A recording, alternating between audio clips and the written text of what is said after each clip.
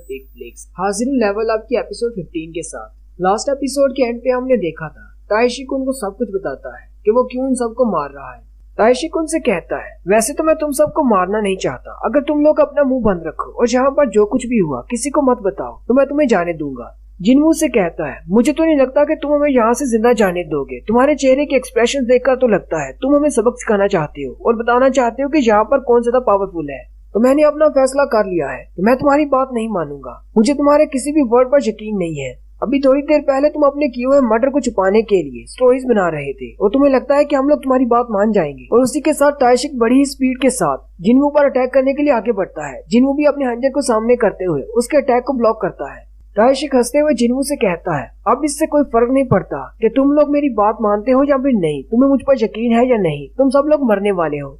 जिनवू ताइशिक से कहता है, इस तरह तो तुम्हें भी अपनी फिक्र करनी चाहिए। ताइशिक उसे कहता है, इस बात का क्या मतलब है? जिनवू से कहता है, क्योंकि बहुत ही जल्दी तुम भी मरने वाले हो।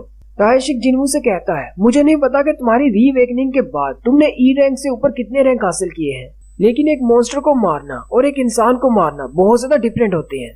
जिनवू आगे बढ़ता है और उस पर अटैक करता है।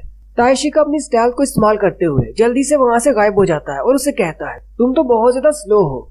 जबकि जिनवू उसकी तरफ देखता है और कहता है, तुम तो वाकई में फास्ट हो। वो दोनों बहुत ही स्पीड के साथ फाइट कर रहे होते हैं। मिस्टर सॉन्ग उनकी तरफ देखते हैं और कहते हैं, मुझे तो कुछ दिखाई भी नहीं दे रहा, ये दोनों तो बहुत ज्यादा फास्ट हैं। मिस्टर सॉन्ग जिनवू की तरफ देखते हैं और कहते हैं, ये तो बिल्कुल भी वो बच्चा नहीं लग रहा जिसे मैं जानता था। ताइशिक कहता है, मैंने जो पैसे लिए हैं वो तो बहुत ही कम है, मुझे इस जॉब के लिए और ज्यादा पैसे लेने चाहिए थे, लेकिन मुझे क्या पता था कि एक सी रैंक की डंजन में मुझे तुम जैसे हंटर से सामना करना पड़ेगा। ताइशिक सोचता है, हम दोनों की स्पीड तो बिल्कुल सेम लेवल पर पहुंच चुकी है। ताइशिक जिनवू से कहता है, अगर ये तुम्हारी फास्टेस्ट स्पीड है तो तुम बहुत ज्यादा स्लो हो, क्योंकि मेरी स्पीड अभी तुमने देखी ही नहीं। जूही जो कि जिनवू के पीछे होती है, वो अपनी मैजिकल पावर्स को इस्तेमाल करते हुए जिनवू को एक बूस्ट देती है। ताइशिक कहता है, मैं तो पहले इस बी रैंक की हंटर को मारना चाहता था, क्योंकि मुझे पता था ये मेरे लिए मसला क्रिएट करेगी। जूही के बूस्ट के बाद जिनवू की स्पीड काफी ज्यादा बढ़ जाती है और वो दोनों फिर से फाइट करना शुरू कर देते हैं। फाइट के दौरान ताइशिक जिनवू से कहता है, अगर तुम अपनी हीलर को प्रोटेक्ट करना चाहती हो तो तुम्हें अभी जाना होगा। साथ ही वो अपने हंजर को जूही की तरफ फेंकता है। जैसे ही उसका हंजर जूही को लगने लगता है, उसी वक्त मिस्टर सॉन्ग उसके सामने आ जाते हैं और अपनी तलवार से उसके हंजर को ब्लॉक करते हैं और जूही को बचा लेते हैं। जिनवू जूही की तरफ देख रहा होता है, उसी वक्त ताइशिक उस पर अटैक करता है और जिनवू को काफी ज्यादा जख्मी कर देता है।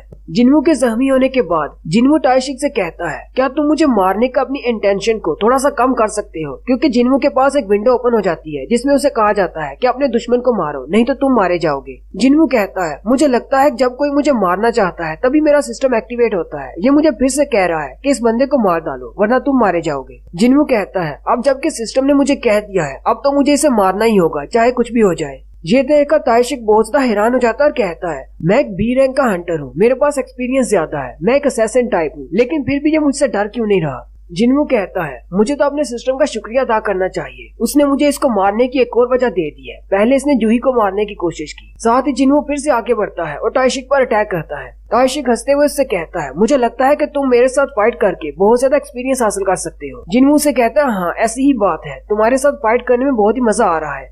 साथ ही जिनवू अपनी स्पीड स्किल को एक्टिवेट करता है और अपनी स्पीड को 30% इंक्रीज कर लेता है और तेजी के साथ आगे बढ़ते हुए ताइशिक पर अटैक करता है। ताइशिक हैरान हो जाता है और कहता है, इसकी स्पीड तो पहले से भी बढ़ गई है, कहीं ये भी स्किल्स का इस्तेमाल तो नहीं कर रहा। जिनवू ताइशिक पर अटैक करते हुए उसके पीछे चला जाता है। ताइशिक के चेहरे पर एक छोटा सा कट लगता है। अब क्योंकि जिनवू के वेपन में पैरालिसिस इफेक्ट है, जैसे ही उसकी बॉडी पर कट लगता है पैरालिसिस का इफेक्ट एक्टिवेट हो जाता है। ताइशिक ये देखकर और भी ज्यादा हैरान हो जाता है और कहता है, क्या इसके डैगर पर पॉइजन लगा हुआ था? ये तो फाइट में काफी ज्यादा अच्छा है, इसके वेपन पर तो इफेक्ट्स भी हैं। लेकिन साथ ही ताइशिक अपनी पावर को रिलीज करता है और अपनी पावर को बढ़ाते हुए उसके पैरालिसिस इफेक्ट को खत्म कर देता है। जिनवू कहता है, मेरे वेपन के अटैक्स तभी काम करते हैं जब सामने वाला कमजोर हो, अगर वो अपनी पावर को इंक्रीज करता है तो इसके इफेक्ट्स कैंसिल हो जाती है।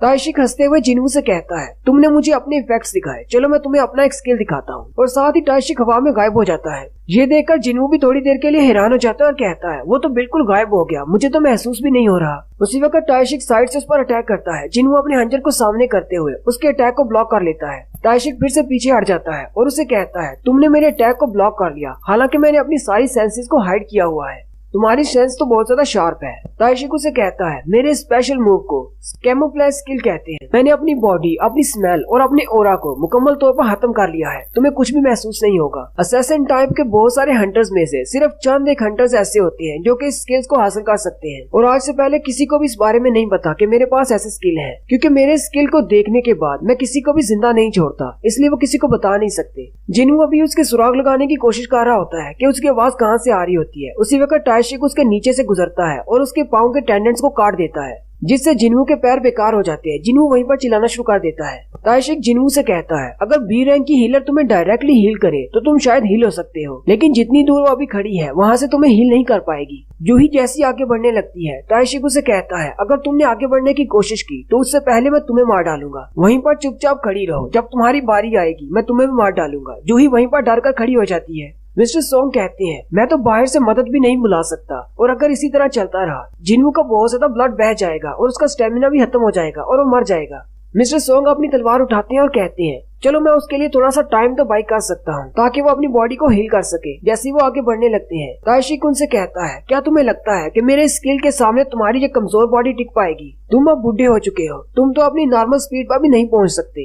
ताइशिक जिन्हू के पैर की तरफ देखता है और उसे कहता है, अगर तुम्हें हीलिंग मिल भी जाती है तो कितनी देर लगेगी? कितने मिनट्स में तुम्हारी टांग हील होगी? इतनी देर में तो मैं तुम्हें मार डालूंगा। जिन्हू से कहता है, तुम बहुत ज्यादा बोलते हो, और साथ ही वो अपनी स्टेटस विंडो में जाता है और अपनी रिकवरी के ऑप्शन को सिलेक्ट करते हुए फौरी तौर पर हील हो जाता है। ये देखकर जूही भी हैरान हो जाती है, जबकि ताइशिक भी देखकर हैरान हो जाता है और कहता है, ऐसा कैसे हो सकता है? इसके पास कौन सा स्किल है? ये तो सिर्फ एक ही सेकंड में हील हो गया। तो इसका मतलब ये एक असैसिन टाइप हंटर नहीं है, इसके पास तो हीलिंग स्पेल्स भी हैं। इसके बारे में तो मुझे समझ ही नहीं आ रही, ये किस किस्म का हंटर है। स्पीड भी इसके पास है, स्ट्रेंथ इसके पास है, मैजिकल स्पेल्स इसे आते हैं जिससे ये अपनी बॉडी को हील कर सकता है। ताइशिक कहता है, पता नहीं कितनी बार ये अपनी बॉडी को इस तरह हील कर पाएगा, लेकिन मुझे लगता है ये बहुत ज्यादा खतरनाक है।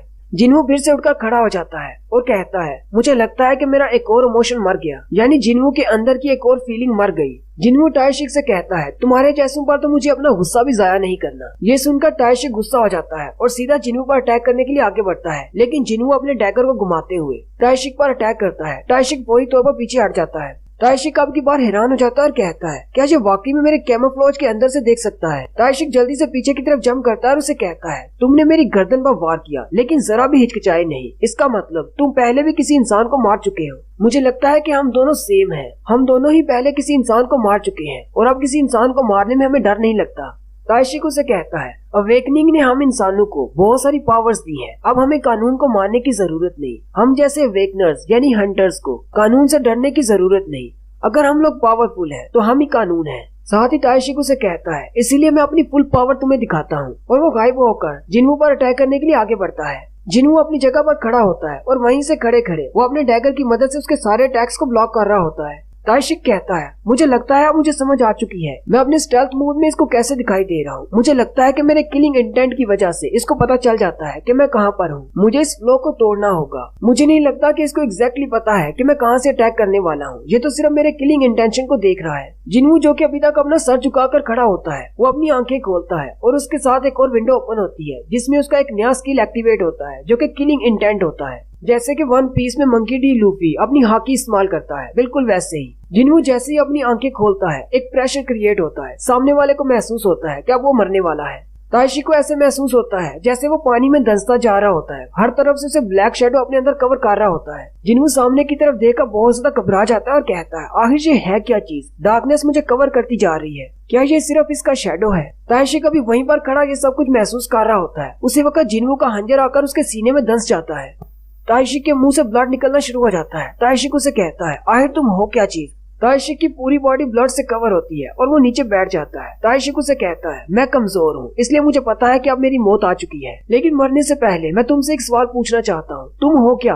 क्या तुम एक असैसिन टाइप हंटर हो जिसके पास हीलिंग स्पेल्स हैं? इसके अलावा तुम्हारे पास बहुत सारे अदर स्किल्स हैं। तुम हो क्या चीज? मैंने इस तरह का हंटर पहले कभी नहीं देखा। जिन्हू से कहता है, मुझे भी नहीं पता मैं क्या हूँ। ताइशिक उसे कहता है, अगर तुम मुझे नहीं बताना चाहते तो कोई बात नहीं, लेकिन इस तरह बहुत सारे सीक्रेट्स रखकर तुम भी खुद को बचा नहीं पाओगे। और साथ ही जिन्हू का पैरालिसिस इफेक्ट और ब्लीड इफेक्ट एक्टिवेट हो जाती है। ताइशिक हंसते हुए उससे कहता है, तुम अपने स्किल्स को और ज्यादा नहीं छुपा पाओगे जबकि तुमने मुझे मार डाला है। जिन्हों से कहता है अच्छा ठीक है मैं तुम्हें बताता हूँ मैं एक ऐसा हंटर हूँ जो अपनी हर फाइट के बाद लेवल अप हो जाता हूँ। जिन्हों ताइशिक से कहता है तुम्हें क्या लगता है कि आने वाले वक्त में मैं कितना ज्यादा स्ट्रॉन्ग बन सकता हूँ। ताइशिक उसे कहता है तुम्हारा शेडो डार्कनेस से जुड़ा हुआ है, मुझे लगता है कि तुम उतने ज्यादा स्ट्रॉन्ग बन सकते हो, तुम्हारा शेडो जितना ज्यादा डार्कनेस में डूबा हुआ है। और इसी के साथ ताइशिक मर जाता है और जिन्हों के पास विंडो ओपन होती है कि तुमने दुश्मन को मार दिया है इसलिए तुम लेवल अप हो गए हो, जिसके बदले में तुम्हें रिवार्ड दिया गया है, क्या तुम अपने रिवार्ड को एक्सेप्ट करोगे। जिन्हों कहता है ताइशिक ने बिल्कुल ठीक कहा, मैं स्ट्रॉन्ग बनूंगा और मैं पहले से काफी ज्यादा स्ट्रॉन्ग हो चुका हूँ, लेकिन हर बार जब मैं स्ट्रॉन्ग बनता हूँ तो मुझे कुछ महसूस होता है जैसे मैंने अपनी एक सेंस को खो दिया है, मेरे अंदर के इमोशन मरते जा रहे हैं। और यहीं पर हमारी एपिसोड 15 का एंड होता है।